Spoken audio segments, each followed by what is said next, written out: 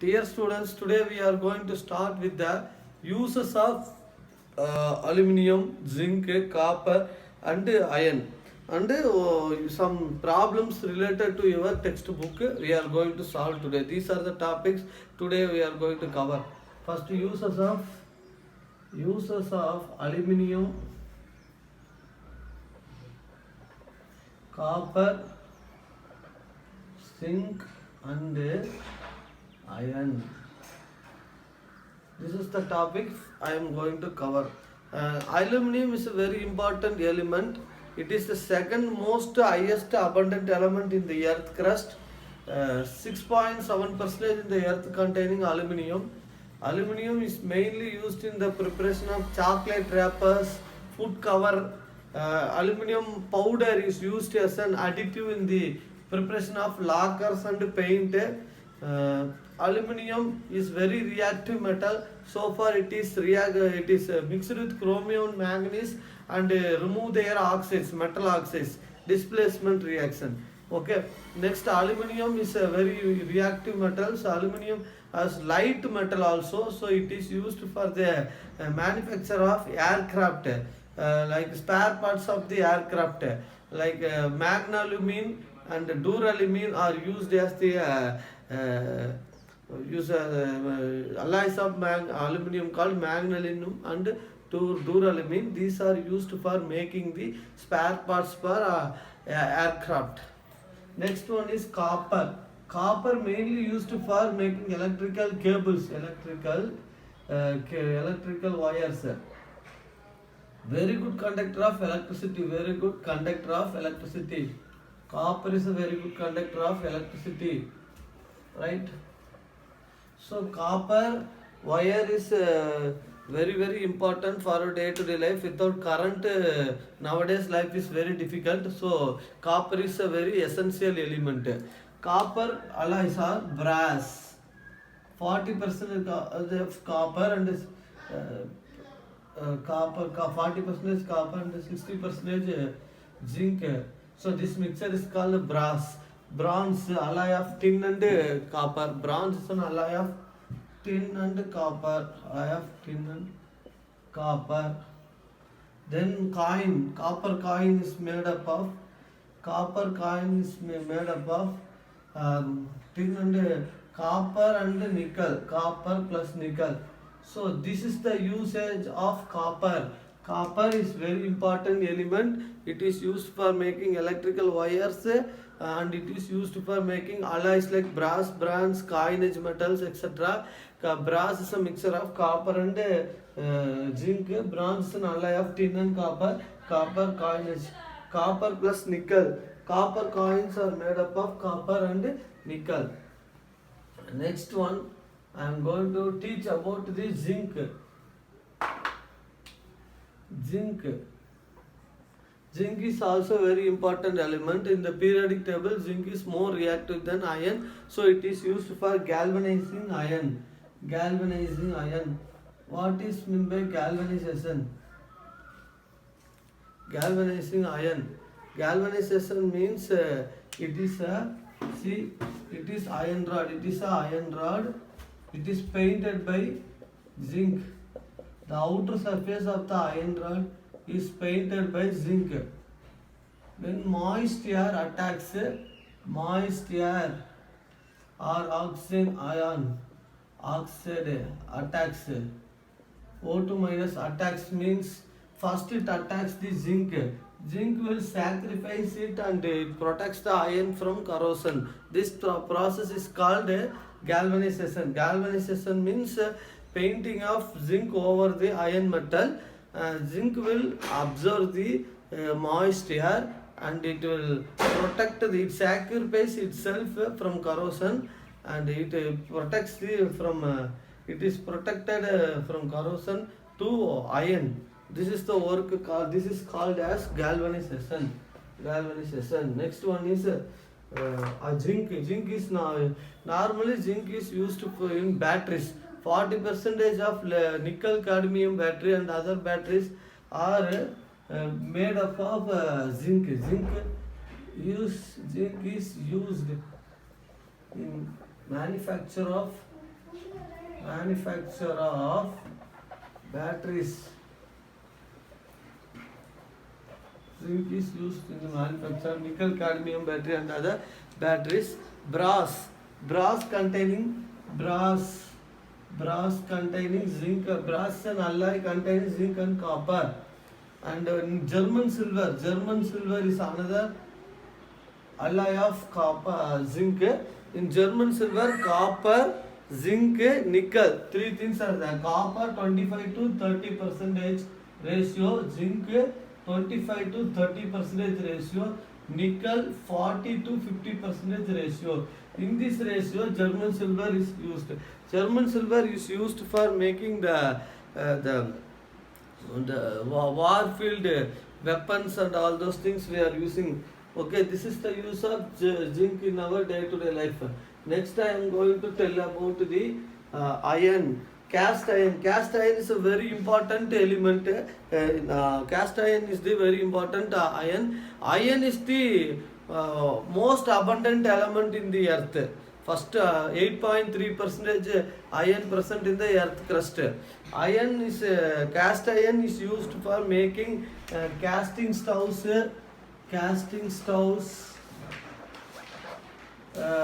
railway sleepers, making railway sleepers, casting stoves, railway sleepers, then gutter pipes, toys, making toys. All these things are the uses of cast iron. Cast iron also used in the manufacture of wrought iron and steel. Wrought iron is one of the purest form of iron we already discussed. Wrought iron is malleable and it can easily welded, so it can be converted into wires, cables, anchors, all those things we have to chains, bolt, and agricultural implements. All those things we have prepared from the wrought iron. Steel have lot of uses in our day-to-day life. Steel is mixed with certain metals to make steel alloys. Nickel steel alloy is used for making pendulum, measuring tape, cable wires, automobiles, aeroplane parts. All those things we made from nickel steel alloys. Chrome steel alloy is used for cutting tools. Chrome steel alloy is used for making cutting tools and crushing machines. Stainless steel. Next one is stainless steel. Stainless steel is used for making automobiles, utensils, pen, etc. These are the uses of cast iron, wrought iron, and steel. This is very important in our day-to-day life. This is just a summarized point of the metals in the lesson. Next, I am going to tell one important point related to Ellingham diagram. Limitation of Ellingham diagram. Ellingham diagram just tells about whether the reaction taking place or not. That's all. It does not tell the kind. It does not tell about the delta G versus T graph. Does not tell about the limitations. Does not tell about the kinetics of the reaction. Kinetics of the reaction is just to tell about whether reduction reaction takes place or not. Whether reduction reaction takes place or not. This is the thing told by Ellingham diagram. And reactant equilibrium, second point, reactant equilibrium with product. In this condition, the situation of reactant was not mentioned, was not properly explained by delta G versus T curve. So these are the two drawbacks of Ellingham diagram. First limitation, reaction will be taking place. In which speed it is taking place, rate of the reaction not mentioned, and equilibrium condition, What happened in the reactant part, that is not in a clarity, no clarity in that part. These are the two drawbacks of the Ellingham diagrams. Dear children, now I am going to tell some numericals, questions in the textbook. I already forwarded some questions and answer MCQs related to this lesson. Now I am going to just solve some 5 questions, important questions. Name the common elements present in the anode mud of refining, electrolytic refining of copper. This is the question. The question, the answer is antimony, selenium, tellurium, polonium, silver, gold and platinum. These are present in less amount in as anode mud. These are noble metals, so silver, gold and are very less reactive with copper sulfate or sulfuric acid medium. So they settled as anode mud. This is the answer for this question. Very simple question. You have to tell us antimony, selenium, tellurium, polonium, silver, gold and platinum present in the anode mud, and they are unreactive with the electrolyte, so that they settled as solid anode mud. Question number 2. State the role of silica in the metallurgy of copper. In copper pyrite CuFeS2, it containing iron impurities. To remove the iron and impurities as iron oxide, react with silica dioxide. It's a flux, acidic flux. It's a basic metal oxide. Basic metal oxide only react with acidic flux to give neutral FeSiO3. This is called slag. Formation of slag. That is the work of silica in the metallurgy of copper. It is used to remove the iron impurities as slag. This is the answer for the question number 2. Next question.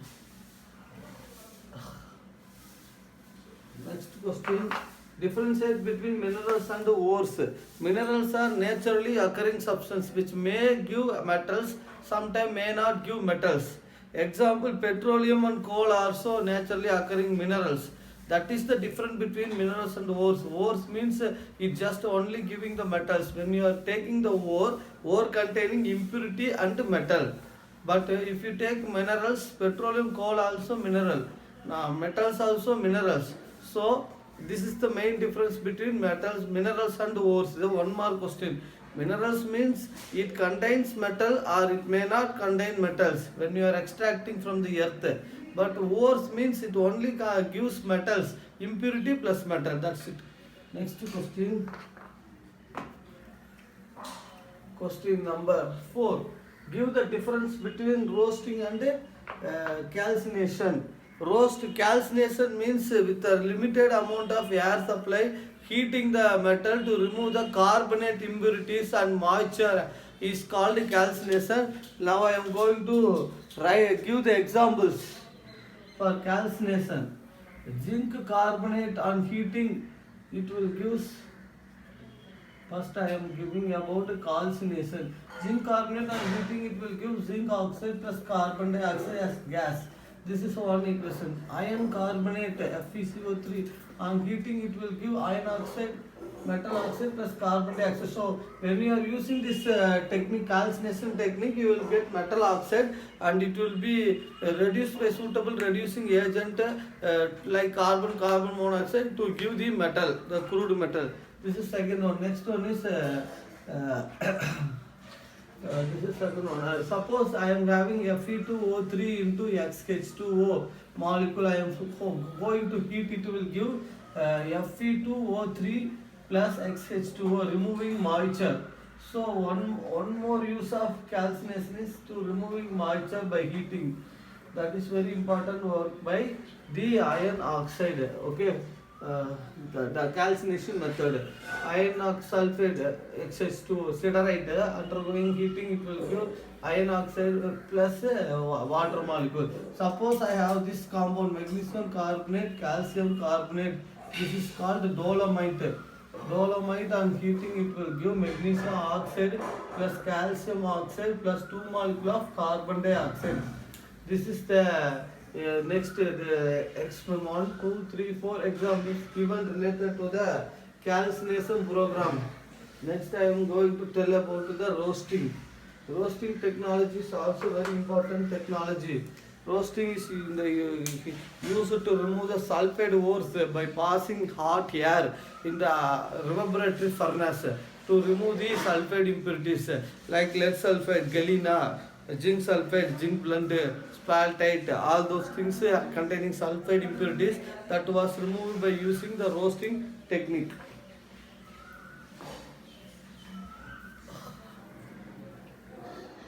I'm going to draw the equations for roasting. Zinc sulfide and react with 3 oxygen heating, it will give zinc oxide plus SO2, 2SO2. Okay, next copper sulfide Cu2S plus 3O2, in presence of heat it will give Cu2O plus SO2, 2SO2, all these things. Then copper glands, zinc sulfide, lead sulfide, PbS plus SO2, on heating it will give PbO plus 3O2. These are examples for roasting. Okay, next question is the difference between cast iron and pig iron. Cast iron, fifth question, what is the difference between pig iron and cast iron? Pig iron and cast iron, this is the question. Pig iron contains pig iron, cast iron. Pig iron containing more carbon percentage is 4.5%. Cast iron carbon percentage is carbon impurity percentage is 4.5%. Then carbon percentage in cast iron is 2 to 2.5%. It is malleable and ductile. It is malleable and ductile. Sorry, it is brittle. So the pig iron is brittle, and it is malleable. It is malleable and ductile. This is the difference between pig iron and cast iron. Dear children, I am going to explain 5 more questions. Describe the method of refining the nickel. This is the question given. The answer is Mons process. The equation is nickel plus 4CO at 330 to 350 Kelvin. It will give nickel tetracarbonyl intermediate. And this nickel tetracarbonyl intermediate further heating on 450 to 470 Kelvin, it will give, this is impure metal, impure nickel. It will give pure nickel plus carbon monoxide impurity. Let us check, this is the equation given in the textbook. And impure nickel will react with the current of carbon monoxide environment it will form nickel tetracarbonyl intermediate. The nickel tetracarbonyl intermediate further heated to 450 to 470 Kelvin, thermal decomposition taking place. This is called thermal decomposition to give nickel, pure nickel and carbon monoxide.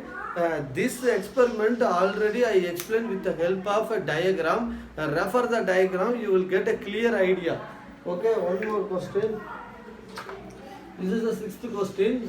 Impure nickel, pure nickel. Heated with carbon monoxide current, it will give nickel tetracarbonyl intermediate. This intermediate again heated to high temperature, thermal decomposition taking place.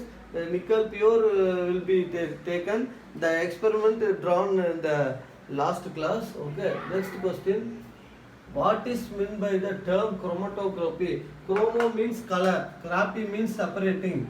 Chromo meaning is color, Graphy, chromatography means separation. So the name itself it tells about it is the method of isolation, separation and purification of colored component in the materials. Nowadays, the colorless materials also separated by the chromatographic technique. Example, blood, urine, chlorophyll, etc. Lot of colored compounds inside present that was separated by using the column chromatography. That diagram also I detailed explanation given to you. Refer the diagram. This is the just what is meant by chromatography. This is easy. Chromato means color, graphy means separation. The components containing colored parts, the separated, isolated, purified process is called as chromatography. Nowadays, colorless components also separated by chromatography. Next question, eighth question. What is the role of cryolite in the extraction of aluminium? Cryolite is the formula is Na3Al F6. This is the formula of cryolite.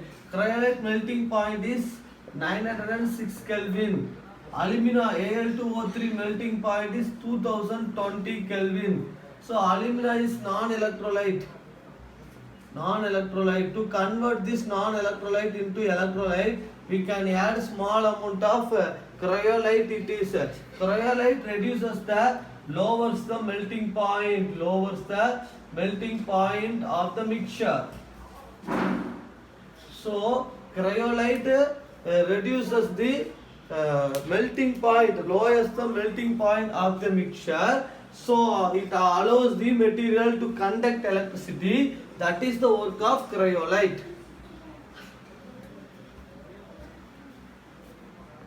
Next question. Name one example for acidic flux, basic flux. Acidic